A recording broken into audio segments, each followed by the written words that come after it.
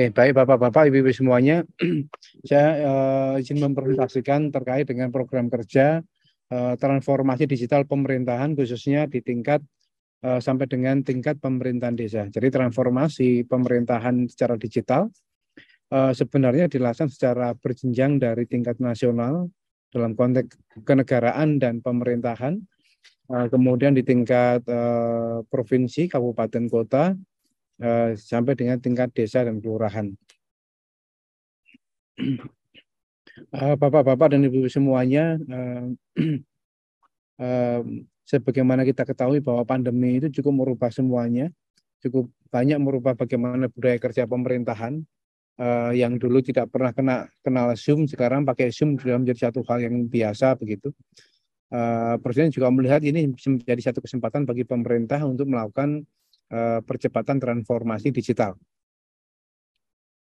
Ada beberapa hal yang dipercepat, di antara yang pertama adalah memastikan bahwa seluruh akses internet dan telekomunikasi itu dapat digunakan di seluruh pelosok Indonesia, kawasan Indonesia tanpa kecuali. Saat ini sedang berproses, harapannya program pembangunan atau penyediaan layanan internet secara bertahap bisa dipenuhi. Saya yakin pasti banyak pertanyaan, tempat ini masih blank spot. Iya, program pemerintah sudah dilaksanakan dan harap bersabar karena membangun BTS terutama di kawasan-kawasan yang cukup pelosok itu tidak semudah yang kita bayangkan, tidak semudah dan semurah yang dibayangkan. Jadi prosesnya perlu waktu gitu. Kemudian yang kedua transformasi di bidang sistem informasi, di mana seluruh aplikasi diminta untuk dikonsolidasikan. Yang ketiga data centernya dikonsolidasikan supaya mempermudah pemerintah sebagai bagian dari fondasi infrastruktur nasional. Kemudian SDM disiapkan dan pembiayaan disiapkan. Terkait dengan hal itu dan terkait dengan tugas kami pada Direktorat Layanan Aplikasi Informatika Pemerintahan, ini Direktorat LAIP itu sebenarnya namanya Direktorat E-Government, tetapi karena namanya harus berbahasa Indonesia maka seluruh menjadi Layanan Aplikasi Informatika Pemerintahan. Cukup banyak yang kami kerjakan, terutama di bidang regulasi dan kebijakan teknis, penyediaan infrastruktur telekomunikasi, literasi digital, dan ekosistem digital. Secara teknis kegiatannya dibagi menjadi yang pertama penyediaan infrastruktur SPB atau infrastruktur e-government seperti pusat data nasional, jaringan intrapemerintah dan sistem interoperabilitas termasuk keamanan informasi. Yang kedua penyediaan aplikasi umum dan khusus termasuk desa ini akan kita arahkan menjadi aplikasi umum. Aplikasi umum itu adalah aplikasi yang pada dasarnya aturannya sama, sistem yang dijalankan di dalamnya sama, penggunanya sama, maka dia cukup dibuatkan dalam satu ekosistem aplikasi umum saja. Kemudian satu data Indonesia dan open government, kemudian Binwas pada Pemda termasuk di dalamnya smart city, smart village, smart tourism, dan peningkatan kapasitas SDM. Sebagaimana yang kita lakukan pada pagi hari ini adalah bagian dari peningkatan kapasitas SDM sekaligus sosialisasi. Landasan hukum yang kami jalankan cukup banyak. Kami juga menjadi bagian dari penyelenggaraan pemerintahan, termasuk dalam penyelenggaraan pemerintahan daerah. Oleh karena itu, Undang-Undang 23 tahun 2014 juga menjadi salah satu rujukan, termasuk PP 18 2016 dan Undang-Undang 4 2014 tentang desa. Jadi mandat-mandat yang diberikan dalam undang-undang itu salah satunya adalah lintas sektoral, dan penugasan juga diberikan kepada Kementerian Kominfo, dalam hal ini adalah Direktorat E-Government atau LAIP. Secara implementasinya cukup banyak aktivitas yang dilaksanakan, dari mulai penyediaan data center. Kalau bapak-bapak, ibu-ibu di desa pengen punya peta, kami juga bisa menyediakan peta. Perlu platform-platform, kita juga bisa menyediakan. Kemudian peningkatan untuk sistem keamanan informasi juga kita dukung. Jadi kalau bapak-bapak, ibu-ibu dengar banyak kabar tentang kebocoran data, mungkin salah satu tugas yang perlu kita perkuat adalah tentang keamanan informasi. Keamanan informasi ini bukan hanya tugas kami, tetapi tugas semua pihak. Jadi perlu kerjasama yang baik. Kemudian penyediaan big data analitik dan kecerdasan buatan. Jadi kalau Pak Presiden selalu bicara, kita mengurangi struktur birokrasi, eselon 3, eselon 4 dihilangkan, diganti dengan teknologi. Teknologi itu adalah big data analisis dan kecerdasan buatan. Cukup banyak produk yang sudah kami buat dan kami akan percepat untuk masuk ke Smart Village. Bapak-bapak dan ibu semuanya, banyak sekali aplikasi-aplikasi yang hadir di tengah bapak-bapak, ibu-ibu semuanya. Dan mungkin cukup kadang-kadang menjengkelkan. Saya pernah dinas di Kabupaten Kebumen selama 10 tahun sebelum saya pindah ke Kementerian Kominfo, dan salah satu yang kita lakukan adalah membangun sistem informasi untuk desa. Ketika kita sedang sibuk membangun sistem informasi untuk desa ini, banyak sekali program-program dari pemerintah pusat yang datang ke kabupaten kota dan sampai ke desa yang harus dilaksanakan oleh desa. Ini yang saya bilang tadi mungkin sedikit menjengkelkan gitu. Nah, ini tantangan bagi kita semuanya untuk mencari solusi bersama sebagai bagian dari NKRI, sekaligus menjawab bahwa kita sekarang sudah masuk dalam era revolusi industri 4.0 yang canggih, dan tidak perlu lagi kita berbicara silo-silo atau membangun aplikasi secara parsial, desa per desa seperti itu. Cukup banyak aplikasinya. Seperti kita sekarang menyediakan SIDEKA, ada Prodeskel, ini lebih terkait dengan sistem informasi profil desa dan kelurahan. Kemudian ada SIPADE, sistem informasi pengelolaan aset desa. Ada aplikasi Desa Wisata Nusantara, ada aplikasi sistem informasi desa, ada sistem konsolidasi keuangan desa. Dan saya yakin banyak nama-nama di daerah yang sampai ke tingkat desa. Kalau saya identifikasikan seperti di Sukoharjo itu ada sistem persuratan desa dan sebagainya. Jadi aplikasi-aplikasi itu masih berjalan stand alone atau masing-masing gitu, tidak menjadi satu konsolidasi. Jadi kalau pemerintah desa mau mengerjakan tugas yang diberikan, harus buka sekian banyak aplikasi gitu. Ya kalau misalnya cuma ada 5 mungkin oke lah, tapi kalau sudah mulai 10, 15, 20 aplikasi itu sudah mulai menjengkelkan dan mengganggu pekerjaan kita tentunya. Ini bagian dari komponen yang tadi kami jelaskan, ada SIDEKA, New Generation, ada di dalamnya terkait dengan layanan-layanan website desa. Kemudian ada yang pertama website desa, yang kedua ada layanan desa, cukup konsolidatif, bisa mengakomodir dari semua kepentingan desa sebenarnya, dari mulai aplikasi-aplikasi untuk persuratan sampai layanan-layanan bagi desa. Kemudian ini sudah dilegalkan, jadi kalau bapak-bapak, ibu-ibu di desa kadang-kadang sering ngomong pusat bersatu dulu dong gitu. Nah itu yang saya kerjakan Pak. Ketika saya dulu di Kabupaten Kebumen selalu ngomong pusat harus kompak dong. Ya sekarang ini bagian yang sedang kita lakukan, bagaimana membangun supaya pusat itu kompak. Tentu saja tidak bisa langsung instan sempurna seperti kita dengar dari negara-negara lain yang tiba-tiba yang memang canggih begitu bersatu sistem informasinya integrated seperti ini. Tetapi perlu proses bertahap yang harus kita lalui sebelum kita nanti benar-benar menjadi negara maju. Kemudian kita juga ada Prodeskel yang kami bisa sampaikan. Nanti saya yakin teman-teman dari pengelola Prodeskel sudah menjelaskan. Ada pengelola aset desa juga. Ini dikelola oleh Kemendes. Kemudian ada sistem keuangan desa, Sikodes. Ini kerjasama antara Bina Pemdes dengan Dirjen Bina Keuangan Daerah dan Bina Pemdes dengan BPKP sepertinya. Kemudian ada SID, sistem informasi desa, ini juga sudah berjalan. Saya yakin bapak-bapak, ibu-ibu menggunakan juga. Ada aplikasi Desa Nusantara, ini dibangun oleh Kementerian Desa bersama dengan kementerian lembaga terkait, termasuk dalam hal ini dengan Kementerian Kominfo. Ini cukup besar pemanfaatannya dan cukup efektif. Kemudian secara nasional kita juga memiliki program menuju Smart City. Bapak-bapak, ibu-ibu semuanya diproyeksikan bahwa sekitar di tahun 2030-an jumlah manusia Indonesia yang hidup di dalam tanda petik perkotaan tidak berarti harus dengan nama kota begitu, tetapi bergaya hidup kota itu akan jauh lebih banyak. Ketika konsep atau gaya hidup kota itu dijalankan, maka sebenarnya di belakangnya terdapat cukup banyak teknologi yang bekerja.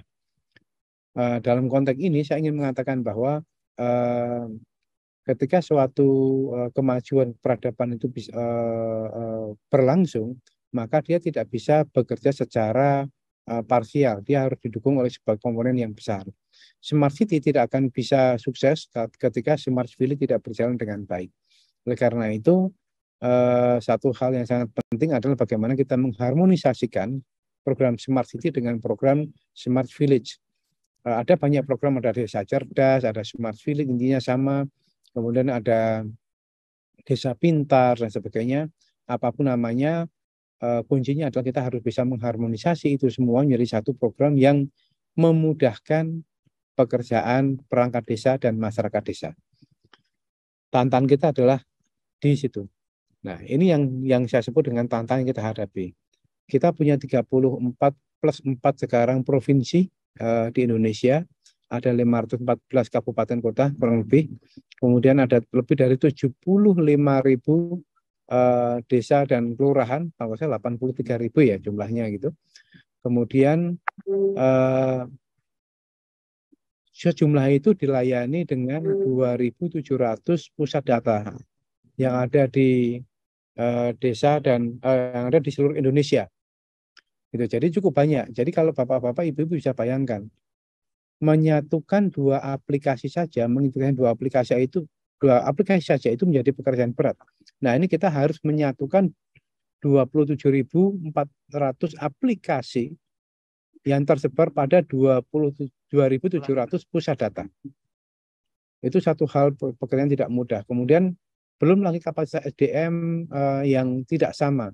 Ada kabupaten kota yang SDM-nya mampu, ada yang kecamatannya mampu, ada yang pengurus desanya mampu.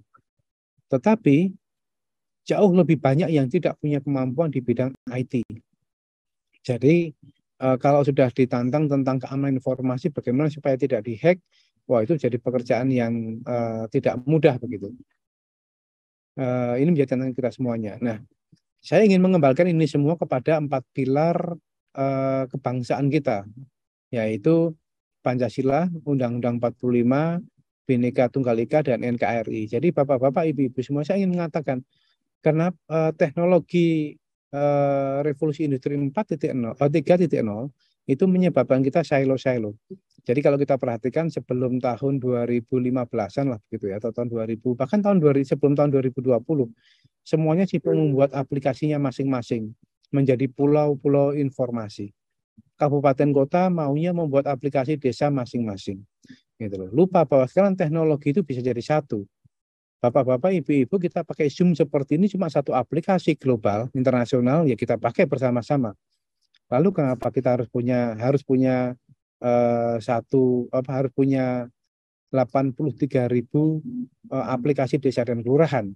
Itu menjadi satu pemborosan yang di era sekarang itu sudah menjadi pertimbangan mendalam begitu. Saya sering ketika bicara seperti ini ditanya, Pak Ibeng, internet kami masih belum lancar. Nah, oke, kita identifikasikan ini. Ada berapa banyak desa yang belum berinternet baik gitu. Ya, mari kita fokuskan yang sudah berinternet baik atau setengah baik itu pasti bisa menggunakan sistem informasi desa kelurahan yang kita sebut dengan aplikasi super desa dan kelurahan. Ada yang menyatakan, Pak, kami kalau pakai aplikasi yang dibuat oleh pemerintah lelet. Saya tanya, kalau pakai Zoom bisa? Bisa. Nah, kenapa pakai Zoom bisa? Kenapa pakai aplikasi desa tidak bisa? Gitu. Ya, jadi ini ada satu hal yang salah yang kita pelajari, permasalahannya ada di mana. Saya yakin permasalahan ada pada sisi pemilihan teknologi. Jadi bukan pada teknologinya itu sendiri, bukan pada akses internet sendiri, tetapi bagaimana memilih teknologi yang baik. Nah, kalau teknologinya masih model zaman dulu, jadul, yang harus diinstal ke masing-masing desa, kemudian diupload, itu sudah aplikasi jadul. Kalau bisa pakai Zoom untuk rame-rame, kenapa harus pakai banyak aplikasi untuk desa? Mengkonsolidasikannya saja susah, apalagi mengintegrasikannya. Gitu. Nah, ini jadi dengan 4 pilar kebangsaan ini, maka sebenarnya kita bisa membangun satu aplikasi. Kalau satu jangan dibayangkan sebagai satu saja aplikasi, tapi kita membangun seperti kita membangun satu aplikasi yang di dalamnya terdapat banyak sekali modul-modul layanan. Jadi aplikasi Super Desa itu di dalamnya ada yang terkait dengan profil, ada yang terkait dengan aset, ada yang terkait dengan perangkat desa, ada yang terkait dengan persuratan, ada yang terkait itu dalam satu aplikasi. Sama seperti halnya sekarang bapak-bapak, ibu-ibu membuka aplikasi Gojek gitu. Di dalamnya ada pengantaran melalui motor, ada Gokar, ada GoFood, ada GoWash, ada GoMasas, ada macam-macam. Nah, itu satu aplikasi di dalamnya banyak modul-modul layanan. Tantangan bagi desa adalah bagaimana supaya perangkat desa cukup membuat satu aplikasi, maka di dalamnya bisa melayani semua kebutuhan masyarakat dan kebutuhan pemerintahan desa. Masyarakat pun bisa dimudahkan.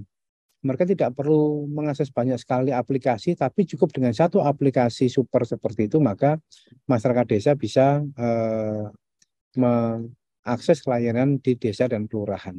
Jadi ini satu manfaat.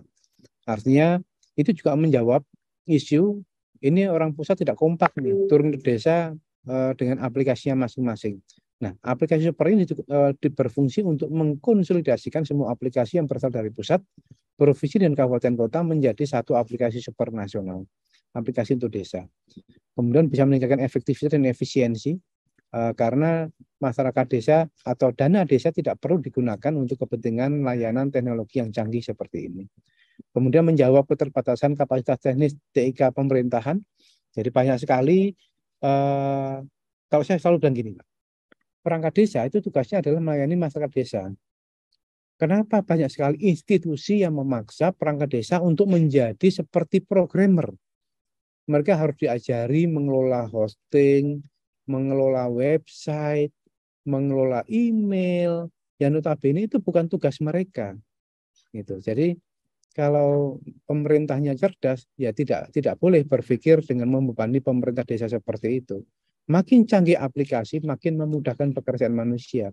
Oleh karena itu, aplikasi Super Desa dan Kelurahan ini menjadi pekerjaan bagi kita semua untuk mewujudkan agar perangkat desa bisa fokus pada pekerjaannya, yaitu melayani masyarakat desa. Dan semua otomatisasi, semua hal yang sifatnya memudahkan pekerjaan kita gunakan teknologi. Yang terakhir adalah untuk menjamin kedaulatan dan keamanan informasi. Kita bisa bayangkan, kalau perangkat desa yang tugasnya adalah main desa kemudian diminta untuk belajar hosting, diajak untuk mengelola website, diajak mengelola aplikasi, harus ngerti soal script, harus ngerti soal coding, harus ngerti soal domain dan sebagainya, maka kita merubah mereka menjadi perangkat desa yang berbeda gitu. Dan mempertimbangkan usia dan sebagainya, saya rasa kebijakan kita ambil dengan pola seperti itu sudah tidak tepat lagi. Maka yang kita lakukan adalah membuat mereka cukup menggunakan aplikasi sesuai yang mereka butuhkan. Belum lagi kalau kita bicara masalah keamanan informasi, bagaimana perangkat desa mau diajak berpikir seperti seorang hacker? Ngurusin desa saja sudah susah gitu. Maka membuatkan hosting bagi semua desa, kemudian mengajari perangkat desa menjadi orang IT itu saya rasa bukan satu solusi yang paling tepat.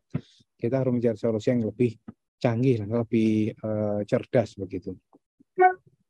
Ini solusi yang kita tawarkan untuk menjawab kepentingan nasional. Nah, dengan konsep seperti ini maka efisiensi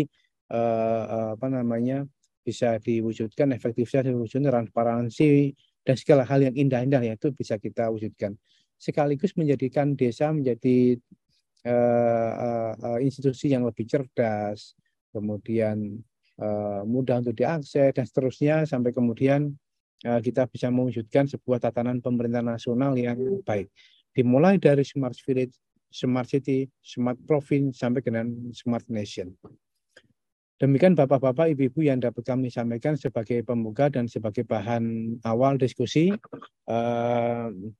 Semoga bisa menjadi bagian penting bagi pengetahuan kita semuanya. Yang pertama sebagai bagian dari pengetahuan kita semuanya tentang bagaimana kita bisa merubah mindset agar desa itu menjadi pemerintahan, pengelolaan masyarakat yang cerdas. kita tidak lagi boleh membebani masyarakat dan perangkat desa dengan pekerjaan-pekerjaan yang notabene itu menjadi tugas-tugas pemerintah pusat maupun sampai dengan kabupaten kota. Kita harus berani memberikan kemudahan-kemudahan kepada perangkat desa agar mereka bisa melayani masyarakat secara lebih optimal. Kita tidak boleh merubah perangkat-perangkat desa, memaksa perangkat-perangkat desa semuanya menjadi orang-orang IT. Kenapa? Karena tugas mereka adalah melayani masyarakat desa. Jadi kita yang harus pemerintah pusat, kabupaten, kota, dan provinsi yang harus bekerja keras untuk mewujudkan satu aplikasi super nasional untuk layanan masyarakat desa dan kelurahan. Saya yakin masyarakat desa dan kelurahan pun juga makin cerdas. Mereka sudah sangat canggih memegang akun mereka, tidak mudah lagi dibohongi, tidak mudah lagi ditanya passwordnya langsung dijawab dan sebagainya, karena mereka memang sudah biasa hidup di era revolusi industri 4.0. Kami menghimbau kepada pemerintah pusat, mari kita pererat kerjasama ini, kita wujudkan semangat untuk mewujudkan aplikasi super untuk layanan desa dan kelurahan. Semoga apa yang kita lakukan menjadi bagian dari kemajuan sejarah dan menjadi ibadah bagi kita semuanya. Kami mengucapkan terima kasih kepada bapak-bapak ibu semua yang hadir pada kesempatan hari ini, dan kami sangat senang apabila bapak-bapak ibu-ibu bisa memberikan masukan, bisa memberikan informasi terkait dengan kebutuhan di desa seperti apa untuk bisa diakomodir oleh pemerintah dari mulai pusat sampai kabupaten kota agar layanan digital dimaksud itu bisa diberikan kepada masyarakat, kepada bapak-bapak ibu-ibu semuanya. Ini bagian dari kerjasama kita sebagai bangsa. Kurang lebih demikian, dan mohon maaf apabila terdapat hal-hal yang kurang berkenan di hati bapak-bapak dan ibu semuanya. Akhirul kalam wabillahi taufiq wal hidayah. Wassalamualaikum warahmatullahi wabarakatuh. Om Santi Santi Santi Om, salam sejahtera, namo buddhaya, salam kebajikan, salam sehat selalu. Terima kasih.